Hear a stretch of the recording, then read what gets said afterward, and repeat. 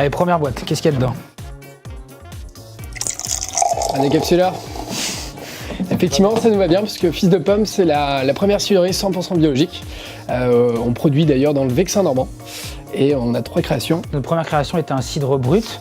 Après, on a sorti un poiré, donc uniquement à base de poire. Et notre petite dernière création, c'est un cidre infusé au yuzu et au basilic. On se distribue surtout par les professionnels, donc les épiceries fines, des bistrots, des restaurants travaillant le bio et le naturel, mais aussi des endroits prestigieux, donc comme le Terrasse Hôtel qui nous accueille aujourd'hui. C'est parti pour la deuxième boîte. Alors, qu'est-ce qu'il y a dedans? Oh, une petite marinière. Très jolie d'ailleurs. Bah, effectivement, ça représente bien nos origines.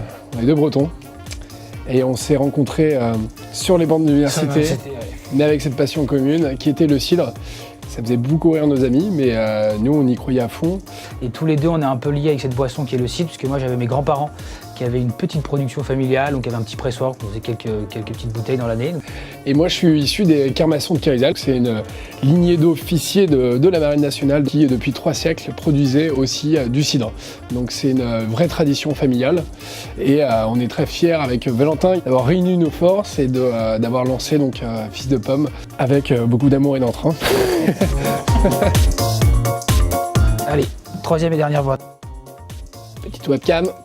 Ouais, alors ça, effectivement, c'est essentiel pour nous, puisque même 2 ans après s'être lancé, on exporte dans le monde entier et c'est sûr que ça, c'est extrêmement utile. Par exemple, ce matin, on était en visioconférence avec notre distributeur australien et du coup, on avait juste un petit créneau de 15-20 minutes où il faut être hyper succinct, qu'ils nous entendent bien, donc une très bonne connexion, un bon débit. On exporte aussi au Japon, à Hong Kong, et il se trouve que parfois, il y a un petit blocage culturel au niveau de la langue, il faut qu'on puisse vraiment bien se comprendre et pour ça, il nous faut vraiment mais une fibre avec un débit absolument impeccable. On a très peu de temps, il faut que ce soit très court, très efficace et que la réaction soit parfaite, ce qui nous permet de travailler dans les meilleures conditions.